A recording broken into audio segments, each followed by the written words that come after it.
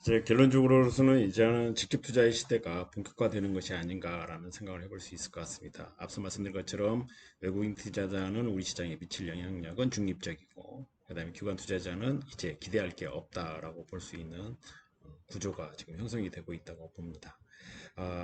그래서 이제는 개인 중심의 어떤 직접 투자의 시대가 본격 도래하는 걸로 판단하고 있고요. 최근 시장이 코로나로 인해서 급락한 이후에 빠르게 회복되고 있는데, 그 빠르게 회복되고 있는 시장 흐름에서 보면은 이 시장의 끝은 미리 예단할 필요는 없을 것 같습니다. 이런 관점에서 한번 시장을 한번 점검해 보도록 하겠습니다. 과거 유동성 장세를 견인했던 개인 중심의 강세장을 한번 살펴보면요. 사실은 80년대 중후반부터는 개인 수급도 계속 늘어나는 현상이 됐죠. 앞서서 기관 수급도 늘어나고 있었지만 개인 수급이 빠르게 늘어나고 있었지만 들쑥날쑥하는 모습을 보여주고 있는 상황입니다. 동시에 이제 이때 당시 89년도 이때 12.12 조치로 인해서 개인 수급이 일시적으로 늘어났지만 개인 수급이 급락하게 되면 주가도 빠지게 되고 다시 개인 수급이 늘어나면서 주가가 올라오는 양상을 보여줬지만 이거 또한 나름대로 개인의 유동성 장세적인 관점에서 접근을 해야 될 것 같고요. 대표적인 유동성 장세는 90년대라고 평가할 수가 있어요. 90년대 초반이었는데요. 89년도부터 급락한 이후에 거의 800포인트, 그러니까 500포인트 선 근처에서 급상승했을 때 개인 수급이 늘어남에 따라서 시장이 급등을 했고요. 이때 역시도 예탁금이 굉장히 늘어나면서 또 단기 유동성 장세가 전개된 상황입니다. 최근 시장에서 보면은 고객 예탁금이 엄청나게 늘어나고 있죠. 그래서 이와 같은 예탁금이 급락 현상이 나오게 되면 당연히 시장도 급락할 가능성이 있어 보이는데 과연 이렇게 급락을 할 것이냐 아니면 계속 늘어날 것이냐에 따라서 시장의 방향성은 달라질 것이라고 판단을 할 수 있을 것 같습니다. 92년도 이후부터 일어난 강세장에서도 예탁금은 계속 늘어나고 있고 예탁금에 따라서 이렇게 들쑥날쑥하는 모습을 보여주게 되면서 시장의 방향도 좌지우지되는 상황이 보여졌고요. 95년도부터 96년 사이에도 보시면은 예탁금 증가에 따라서 단기적인 유동성 장세가 벌어지고 예탁금의 증가에 따라서 단기적인 유동성 장세가 벌어졌는데 예탁금이 급격하게 떨어지게 되면 시장도 같이 동시에 급락한다는 점을 감안한다면 최근에 고객 예탁금 증가가 되어서 시장이 올라오고 있는 흐름의 구조에서는 예탁금의 방향성이 매우 중요하다고 볼 수 있을 것 같습니다. 이때 당시에도 잠깐 살짝 급반등 장세가 이루어졌는데 예탁금의 역할이 매우 중요했다라는 것을 알 수 있을 것 같습니다. 이 이후에 이제 고객 예탁금과 그 주가와의 관계를 한번 살펴보시면 외환위기 때도 뭐 어쨌든 강세장에서는 예탁금이 급격하게 늘어나게 됐고요. 그 다음에 일시적인 유동성 장세, 그다음 일시적인 유동성 장세에서도 고객 예탁금이 굉장히 중요한 역할을 했음을 알 수 있을 것 같습니다. 물론 이제 2000년 초중반부터는 고객 예탁금이 급속도로 줄어드는 양상을 보여주면서 시장과는 연관성이 그렇게 높지는 않았지만 어찌됐든 고객 예탁금의 방향성이 얼마만큼 시장에 중요한지는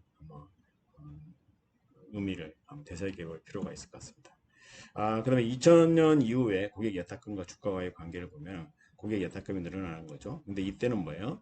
전부 개인의 자금이 기관, 그러니까 적립식펀드로 자금이 많이 쏠림 현상이 이루어지면서 고객 예탁금의 역할이 그렇게 상대적으로 중요하지는 않았습니다.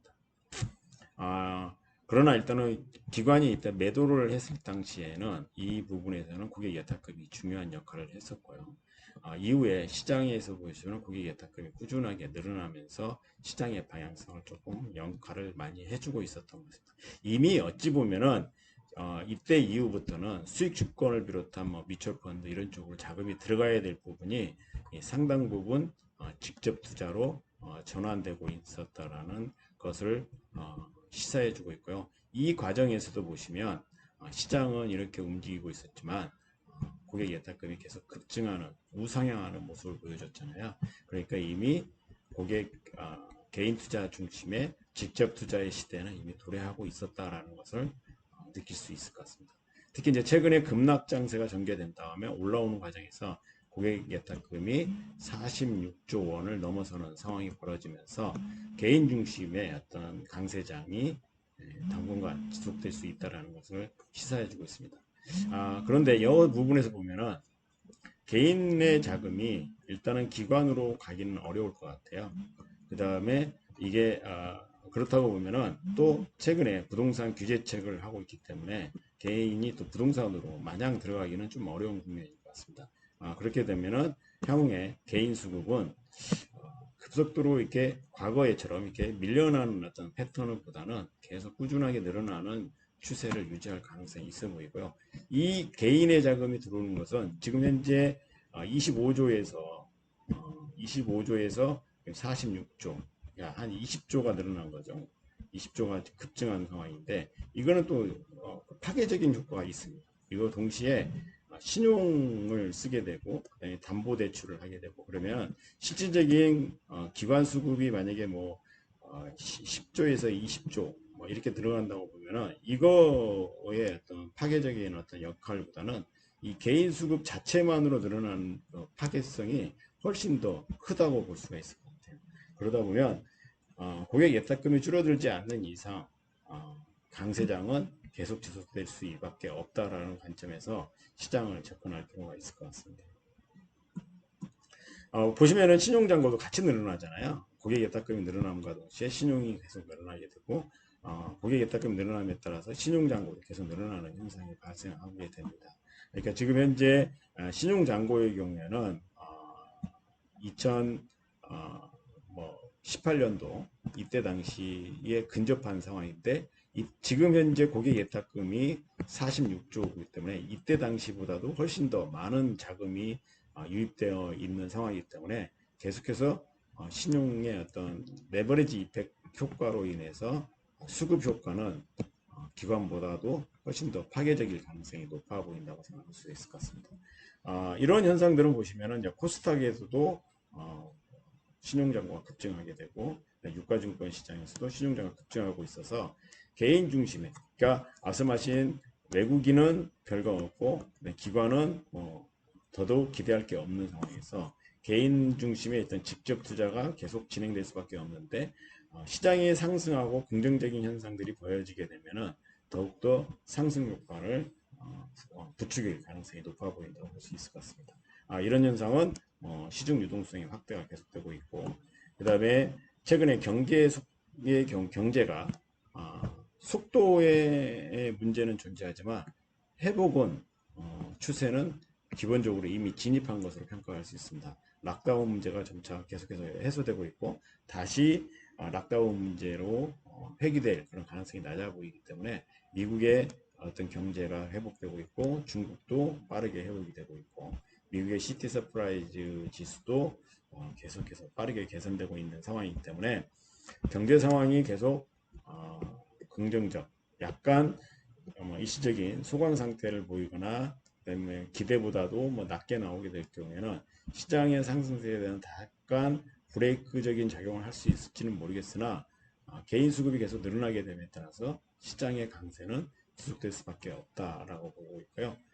최근에 미중 간의 어떤 외교적인 갈등의 문제가 존재하긴 하지만 이것 또한 어찌 보면은 저가 매수의 기회로 작용할 수 있다라는 관점에서 접근해도 큰 무리는 없어 보이게 된다고 볼 수 있을 것 같습니다. 결국은 중국의 어떤 OECD 경제 선행 지수가 회복되고 있고 OECD의 플러스 6개 신흥국도 계속 빠르게 회복되고 있는 상황이잖아요. 동시에 한국의 OECD 경제 선행 지수가 다른 국가보다 훨씬 더 양호한 흐름을 유지하고 있어서 우리 한국 증시에 대한 기대감은 여전히 유효하다고 판단할 수 있을 것 같고요. 시장은 생각보다 더 많이 멀리 갈 수도 있지 않을까 그런 생각을 해볼 수 있습니다. 이걸 보시면 한번 생각해 보시면 그렇다면 저는 이제 이렇게 생각할 수 있어요. 최근까지는 제가 주장한 것은 지금까지 장세는 유동성 장세를 생각을 했죠. 근데 앞서 말씀드린 것처럼 고객 예탁금이 이렇게 늘어나다가 이런 식으로 빠질 거라고 보는 게 아니라 이런 식으로 갈 거라고 보고 있거든요. 그러니까 계속 개인 수급이 늘어나는 추세가 이어질 거라고 저는 보고 있기 때문에 유동성 장세에서 어찌 보면은 경기가 뒷받침되는 금융 장세로의 시장이 전환이 될 수 있을 거라고 판단을 하고 있습니다. 그걸 한번 보시면은 내년도 2020년 예상 매출액 증가율을 따져보면 코스피는 마이너스 5%잖아요. 그 다음에 코스닥은 12.2%되기 때문에 최근 장세가 거래소보다 코스닥 시장이 강할 수밖에 없겠죠. 그러나 21년도에 보면은 매출액 증가율이 코스닥도 16.7% 유지하기 때문에 강세 유지에 대한 기대감이 살아 있습니다. 동시에 거래소가 7.2%의 성장률, 매출액 성장률을 기대할 수 있다고 하면은 상당히 높은 수준이잖아요. 그렇기 때문에 거래소 시장도 만만치 않은 강세장을 예상해 볼 수 있습니다. 그런 측면에서 보면은 유동성 장세가 금융장세로 이어지고 금융장세가 내년도에는 실적 장세로 전환될 수도 있다라는 가능성을 내포하는 지표라고 볼 수 있을 것 같습니다. 영업이익률 증가율치는 훨씬 더 확연하게 보여줄 수 있습니다. 올해 코스피 영업이익률은 0.5%밖에 안 되는데 추정이 되고 있는데 코스닥은 42.6%예요. 최근에 코스닥 시장이 생각보다 강한 이유는 이런 배경에 깔려 있다고 보고 있고요. 그런데 내년도에 거래소의 영업이익 증가율은 38%로 굉장히 큰 폭으로 늘어나고 있기 때문에 이 기대감은 지금 8월이잖아요. 8월에 진입을 앞두고 있기 때문에 9월 4분기로 넘어가면서 내년도 이익 증가율에 대한 기대감이 반영되면서 유동성 장세가 금융 장세로 넘어갈 수 있는 중요한 근거가 될 수 있을 것 같고요. 코스닥의 영업이익 증가율은 그래도 30%로 여전히 높은 수준이기 때문에 여전히 긍정적인 흐름을 예상해 볼 수 있을 거라고 생각을 합니다. 단기 순이익도 마찬가지죠. 단기 순이익도 거래소 이거, 코스닥 이거였는데 내년도에는 거래소가 코스닥을 앞지르는 상황, 코스닥 앞지르는 상황이기 때문에 유동성 장세가 금융 장세로 가게 되고 금융 장세가 실적 장세로 이어지는 장세가 내년도에 전개될 거라고 가정한다고 하면은 지금 시장이 2200포인트를 기록하고 있잖아요. 그러면 연내 2000 연내 계속해서 상승세가 유지될 가능성이 높아 보인다라고 생각할 수 있을 것 같습니다. PER 기준에서도 보시면 여전히 코스닥하고 거래소 이렇게 보면은 2000년도에는 거래소가 이 정도, 그다음에 2021년도에는 거래소가 이 정도이기 때문에 시장의 상승은 좀 더 내년도까지 긍정적인 뷰를 유지해도 큰 무리가 없다라고 생각할 수 있을 것 같습니다. 이상으로 개인의 수급이 계속해서 향후 장세를 끌어갈 거라고 생각을 하고 있습니다.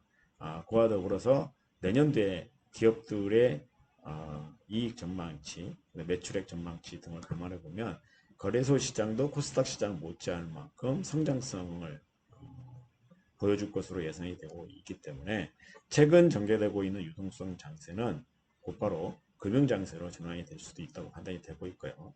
내년 초반부터는 본격적인 대세장이라고 할 수 있는 실적 장세로의 전환이 가능하다고 판단하고요. 경우에 따라서는 올 4분기 이후부터는 실적 장세가 서서히 가시화될 가능성이 있어 보인다고 생각할 수 있습니다. 특히 미국 대선의 결과가 트럼프에서 바이든으로 결과가 전환이 된다고 했을 경우에는 그러한 어떤 실적 장세에 대한 기대감은 어찌 보면 더욱더 높여줄 가능성도 있어 보입니다. 왜냐하면 미중 간의 갈등의 문제가 완화되는 흐름이 전개될 수 있고 미중 간의 갈등의 문제가 전환이 완화되게 될 경우에는 대중국 수출과 관련된 사안에서 변화가 있을 거라고 판단이 되고 있고 이와 더불어서 미중 간의 어떤 무역도 조금씩 정상화되는 흐름을 보여주게 된다고 하면 실적 장세에 대한 기대감은 조만간 드러나지 않을까 그런 생각을 하고 있습니다. 9월이나 10월 정도부터는 실적 장세의 어떤 징후가 나타날 수도 있지 않을까 이런 생각을 해볼 수 있을 것 같습니다. 이상으로 현 장세에 대한 전망을 마치도록 하겠습니다. 감사합니다.